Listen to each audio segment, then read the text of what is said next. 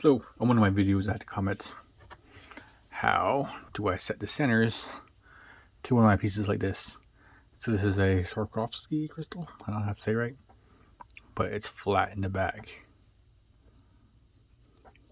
So this is kind of a general overview on how it's done, because these aren't really flat backs, which basically means the back's flat. These are Rivaldi or Taldi, I don't know how to say them. But they come in the package. I got mine from Beataholic on Etsy. It's right there. 112 Dolly 14mm. That's what size I use. 14mm for my centers. So 18mm. They do come in like 18mm, 10mm, 12, kind of like that. Or you can go to like Michael's or Hobby Lobby and find them like this. See, 14mm Swarovski crystals. So I'm gonna show you how I set these and have them ready. So either you can have your Palon, that's what I use, Palon 70 for my fabric stabilizer, or let's see, for doing this, so I have a circle template made out, or I bought from Hobby Lobby too, or Michael's. You can find it on Amazon too as well. But the circle diameter I use for it is 7/8, right there, and that so happens to fit just perfectly for this to sit in there without having to go too far in, too far out. Once you have it, just get your circle, set it, draw it, cut it out, and set your piece in. But when I do things with this, let me get my cutting board out. I have my template design that I use, and it just so happens that this inner circle here is actually that size, the 7/8 size for me. As you can see, it fits exactly that size. So all I gotta do for me is just cut that center circle out. I mean, if you have a really sharp X-Acto knife, just go slow and just kind of rotate your piece. Don't rotate your knife because you'll end up breaking the tip off your X-Acto knife. So just kind of rotate it around.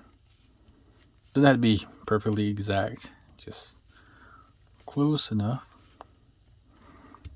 And I do have my graph tacked to my Palon, and you'll know you've gone through when this piece, that center piece, kind of falls out. Push it through and it pops out just like that. I see, like I said, I do have it tacked down all around to hold the piece in place so it doesn't move. And you just glue this into the center here, like that. Which I grab my handy dandy E6000. I'm almost out.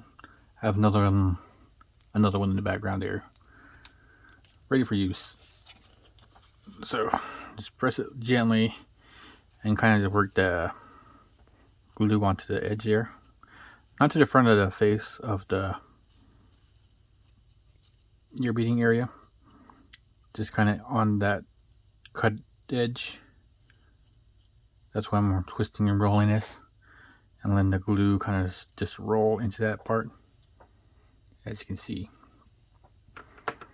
this place here, glue off the side. If it drips, put on something where, like a scrap piece of Palon or paper, and just place it over the top and drop it straight down, like so. And once you have it, just kind of center it and push it down ever so lightly, and it's set. And just don't work with it, don't touch it, just leave it for a half hour, a day or so. You can look at it, just kind of see how well you have it centered. I mean, if you're off a little bit, you can actually push the beads around and kind of move it to follow the pattern design you have. And You move around for a few minutes just to get it actually like centered to where you want it. I think mine is ever so slightly right there. So now you just don't want to put it down on anything because it will actually like push the bead up. So find something that's hollow. With me, I have my spool of thread. Center is gone. Toss on top. If you have a jar, you can put it on top. If you have a small cup, like me, I have my soup beads, and it fits on there. Not perfect, but it fits. But just set it that and set it aside, then don't worry about it. And then you can start beating. Once you're done, going from the inside out. Normally I go from the outside in, but that's just me because I know how far to start with my beads and come in to meet center design. But if you're doing it like this, just have it set, and you work your way out and have a design made. And that's it. But to keep it stable like I do here, so mine's a little more stable, it doesn't bend as easy. I do make a template out of the same circle design, circle pattern. So whatever dimension you're making your piece. So mine, I kind of bring it inside a little bit. So when I do my edging, I don't go into the plastic center. And this little bump out piece in the back is actually for the hole right here. So then you can have a flat piece when it's done. And I basically just use a plastic for sale sign, piece of plastic or a piece of cardboard, whatever you decide to use. Just make sure that part's cut out, which is actually this inner circle on my patterns. If it's exactly like that, and it works perfectly. And then just fill it in with extra glue. Then when you put your backing on, whatever you can use, just be sure it's flat. You'll feel like a little bump, but it's not gonna be too bad, and it'll be even. I mean, just apply a little more glue there, so then it's kind of glued onto your stabilizer. Then it's glued to your backing. So then you have a solid unified, I don't know, cohesive piece. So then the crystal won't be easy to pop out, and it'll stay there. But the main key on this is leaving the piece to set and kind of bond together really well. Because if you kind of start early and try and bead with it, then the piece will pop out and